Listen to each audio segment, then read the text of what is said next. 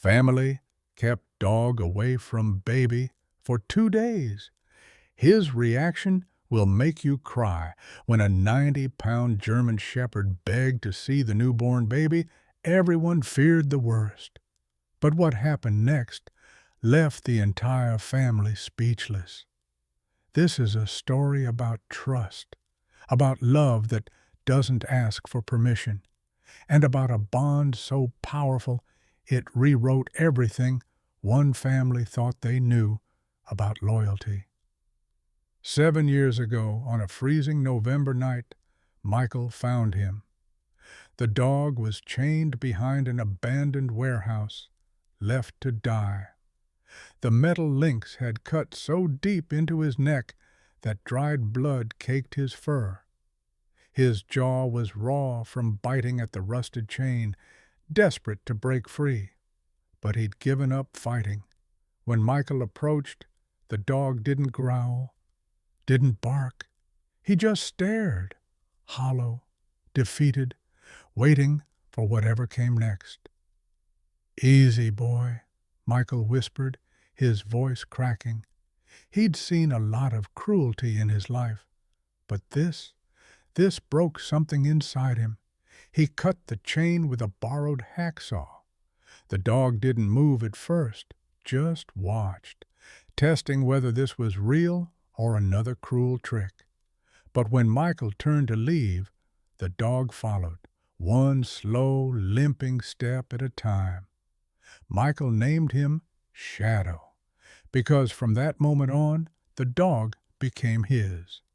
For 7 years, Shadow never left Michael's side. He wasn't just a pet. He was a guardian, a silent protector who slept by the front door every single night, watching, waiting, making sure nothing could hurt the man who'd saved him. When Michael's father died, Shadow was the one who forced him out of bed each morning. A cold nose, a persistent paw. "Get up, keep going, I'm here." When Michael burned his hand fixing an engine, Shadow licked the wound until the bleeding stopped, refusing to leave until Michael bandaged it properly. They didn't need words. They had something deeper, an understanding that only two broken souls could share. Then everything changed. Her name was Sarah. Sarah was kind, gentle, and absolutely terrified of Shadow. The first time Michael brought her home, Shadow stood in the hallway like a statue, tail rigid, ears forward, every muscle in his body tense. Sarah froze. "He's massive," she whispered. Michael smiled, trying to ease the tension. "He won't hurt you. Just don't make any sudden moves." "Don't make sudden moves?" Sarah's voice cracked. "That's supposed to make me feel better?" Over time, Shadow tolerated her presence. He'd lie near the couch while she read, but never too close, always watching, not with affection, with suspicion. Sarah could feel it, the way his eyes tracked her every movement, like he was waiting for her to prove she didn't belong. When she got pregnant, everything got worse. "You need to train him," Sarah said one night, her hand resting on her growing belly. "He is trained," Michael replied. "He listens to you, not to me, and definitely not to the baby." Michael didn't know what to say, because she was right. When complications arose in the 3rd trimester, the doctor ordered bed rest. Michael built a gate to keep Shadow downstairs, away from the bedroom. The first night, Shadow cried. It was a sound Michael hadn't heard in years. High-pitched, desperate, broken. He lay next to Sarah in the dark, every whimper cutting through him like glass. But he didn't go down. He couldn't. When baby Emma was born, the house felt divided. Upstairs, Sarah, exhausted and protective, clutching their newborn daughter. Downstairs, Shadow pacing, confused, listening to cries that no one seemed to hear but him. The day they brought Emma home, Michael opened the door slowly. Shadow stood at attention. His tail wagged once, then stopped. He smelled it immediately. Powder, milk, something new, something fragile. "Stay," Michael commanded. Shadow obeyed, but he trembled. Sarah clutched the car seat tighter. "Don't let him near her." "I won't," Michael lied. For 2 days, Shadow watched from a distance. Every cry from the nursery made his ears twitch. He circled the gate, whined, scratched once, then backed away. He stopped eating, stopped drinking, just stared at the closed door. "Michael?" Sarah snapped. "This isn't normal. He's obsessed." "He's trying to understand. Or he's jealous." "He's loyal," Michael said firmly. Sarah glared. "To you, not to her." That night, Michael sat alone in the living room.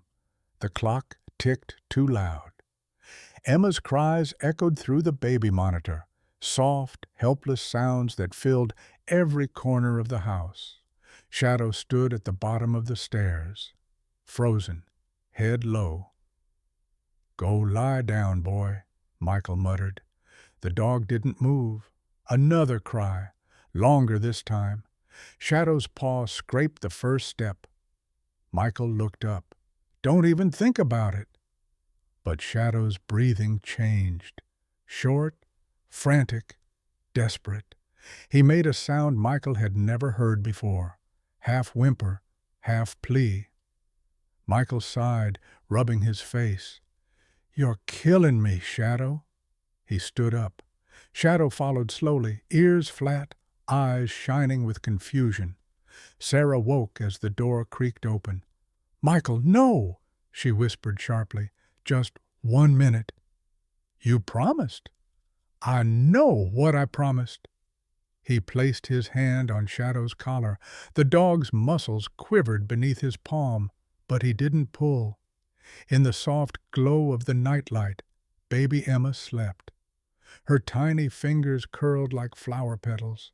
Shadow whined again, so quietly it barely made a sound. Michael's voice broke. "You want to see her that badly?" He guided Shadow closer, one step at a time. The wooden floor creaked beneath their weight. Sarah pressed her hand to her mouth, watching from the doorway, holding her breath. Michael knelt beside the bassinet. "All right, boy. Gentle. Just look. Nothing else." Shadow leaned forward, neck muscles stiff, nostrils quivering. The scent overwhelmed him. Sweet, fragile, new. He hesitated, looking up at Michael for permission. "Go ahead," Michael whispered, voice trembling. "She's not a threat. She's family." Shadow's head moved forward, inch by inch. The room went silent. Even the clock stopped mattering. He exhaled one long, shaking breath, then lowered his head until his nose hovered just above the baby's tiny hand. Michael froze. Sarah whispered, "Don't let him touch her." Shadow's nose twitched. His eyes softened. Then, in the gentlest movement Michael had ever seen, he began to lean in, so close the warmth of his breath brushed the baby's skin, and stopped there, waiting, trembling on the edge of that first contact. Shadow remained frozen above the tiny hand, trembling. 1 breath, 2. Then Emma's fingers moved. They brushed the damp tip of his nose with the softness of air itself. The German shepherd blinked, surprised, but didn't pull back. Instead, a quiet sound rose from his chest. Not a growl, not a bark, something in between, deep and broken, as if a lifetime of waiting had just come to an end. Michael's eyes filled before he realized he was crying. "Good boy," he whispered, voice cracking. Sarah stood frozen by the door, knuckles pressed against her lips. The baby stirred, made a soft, cooing sound. Without warning, Shadow lowered his head completely, pressing his nose gently against the blanket. Then he exhaled, long and deep, as if releasing everything he'd carried since the day Michael found him chained behind that warehouse. For a full minute, no one moved. Then the unexpected happened. Shadow began to lick the edge of the baby's blanket, not once, but again and again, careful never to touch her skin. His tail wagged slowly for the first time in days. He whined, scratched lightly at the floor, then sat beside the bassinet, staring at Emma as if he'd found something sacred. Michael whispered, He's protecting her." Sarah couldn't speak. She dropped to her knees, watching the massive dog curl around the car seat like a living wall. Shadow's eyes turned toward her. No threat, no tension, only calm. She extended a trembling hand. "Shadow," she said softly, "it's okay." For the first time since the birth, he didn't flinch at her voice. He simply rested his head beside the bassinet, tail thumping once against the floor. The baby stirred. Shadow didn't move a muscle, just kept his eyes on her, breathing calmly, alert, protective. When Michael finally reached to guide him away, Shadow refused. He pressed his body tighter against the base of the bassinet, letting out a low rumble, not of anger, but of protest. Michael laughed softly. "You're serious, huh? She's yours now." Sarah exhaled, the tension in her shoulders breaking. "He wasn't jealous," she said quietly.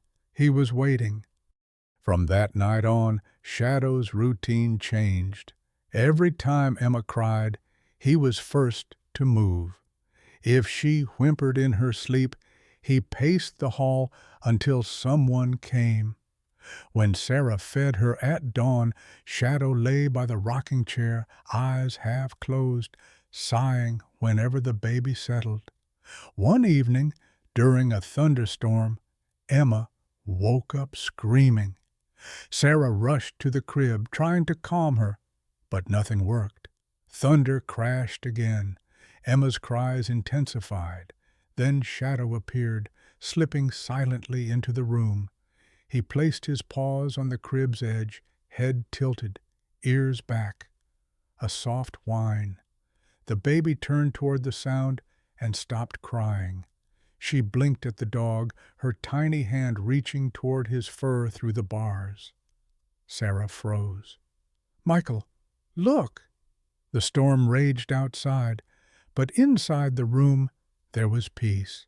Shadow stood like that for 10 minutes, standing guard until the thunder faded and Emma drifted back to sleep. When he turned to leave, his fur was damp from the rain at the window, but he didn't seem to care. He glanced at Sarah once, then walked quietly to the hallway, lying down by the door as if to say, "I'm watching over her." After that night, Sarah's fear disappeared. She began leaving the bedroom door open. Some mornings, she'd find Shadow lying under the crib, chin on his paws, eyes always vigilant.